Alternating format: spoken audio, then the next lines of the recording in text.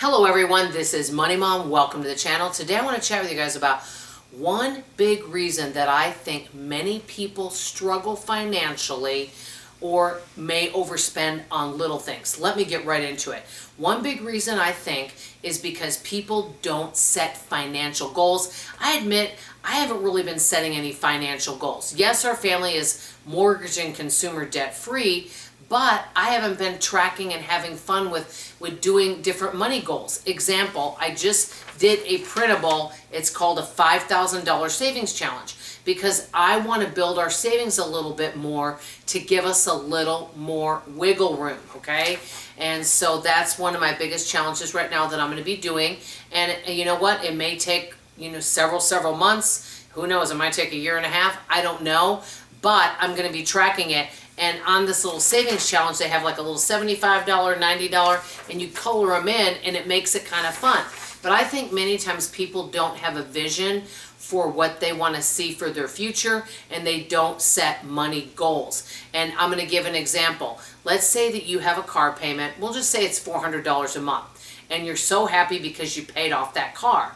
Well, what do many people do with that $400 that they put towards the car payment? Many times, do they put it in a savings to save for their next vehicle? A lot of times, no, they don't even know where that money goes because they haven't set up a plan, haven't set a financial goal, they don't have a vision. And I've been thinking about this because, I feel like I've improved on frugality and I've made a lot of really positive changes, but I haven't really been setting financial goals. I've just been kind of living day-to-day life, and I think many people do that. And I've heard a few wise people say, hey, I'm not living life, life's living me, because you're just getting up and going through the motions. But what I think is very inspiring is if we do start setting a goal, and it's fun. Now, there are times where things can interrupt that goal. For example, I didn't expect this year to have 3 family trips out of town. And those trips, all together were more than I would have thought we would have spent, but they were very important. So there are times that we need to be flexible with our goals, but I'm starting to track the spending that I have. So this is a savings challenge that I have right now that I'm doing, which is the $5,000 savings. I'm going to be updating you guys each month and letting you know how I'm doing with the savings challenge. And this may be something you want to do. Now, some people may want to save for a trip. You might want to save for a car, a new computer, a phone, home repairs. That's another thing. I really actually want a separate savings account for home repairs, because that is something that I would like to start doing. Is I want to actually increase my income so that I can make a little extra. Think about what, if you were to make extra money, what an extra $500 a month could do to your household. I mean, if I made an extra $500 a month than what I currently make, and my income can differ each month, but I would put that towards the house and getting things done. Because as we know, when you own a home, there's never-ending projects. Even if you're able to do a lot of them yourself, there's always something. But imagine if you had that kind of money that maybe every year you do a couple things. Like one year you might do your carpet, maybe the next year you get your fence outside, the next year maybe you paint, and that way you're always keeping up your house. Because many times when you have an older home, that a lot of times, and if you don't have a lot of money and you don't want to go in debt, things get old, they get worn out, and your house needs to be updated.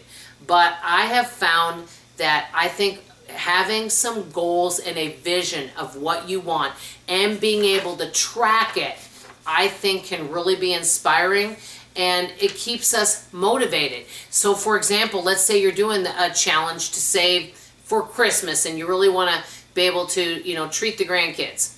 Well, let's say a friend asked you out to dinner. You might say, you know what? Do I want to put that money towards my Christmas fund, or do I want to go out to eat?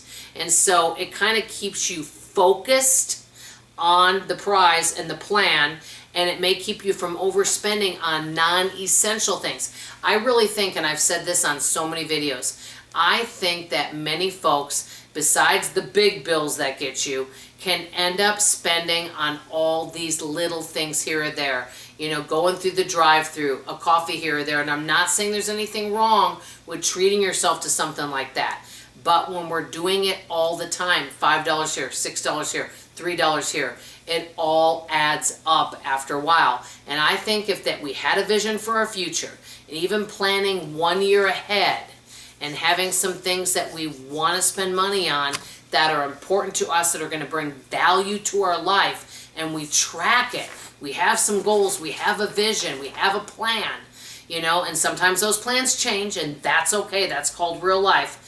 But that's what I'm going to start doing. I'm bringing the channel back to the roots of when I started. When I started this channel, I did all different things like this. Savings plans. I made it fun. I made it a game. One of you delightful people who I consider you a dear friend said, Dawn, that's what I love about you. You like to gamify everything. And you like to make it a game. And that's what keeps me motivated. So let me know what you guys think. Do you want to share any of your short-term or long-term financial goals down below? And what would you do with an extra $500 a month? I'd love to hear about it. That's all I have to say for now. I love you. I appreciate you. Oh, and before signing off, I forgot, because I've been meaning to do this. I want to do a shout out to a wonderful YouTube channel that I wish I would have known about sooner. Her name is Bonita, and she is beautiful, by the way. And her YouTube channel is called Pennies to Dollars. She's really frugal. She retired early and was able to do it by living a frugal lifestyle. She keeps her bills really low. In one of her videos, she goes over all of her bills and how she keeps them really low and what all of her bills are. And she has done a phenomenal job.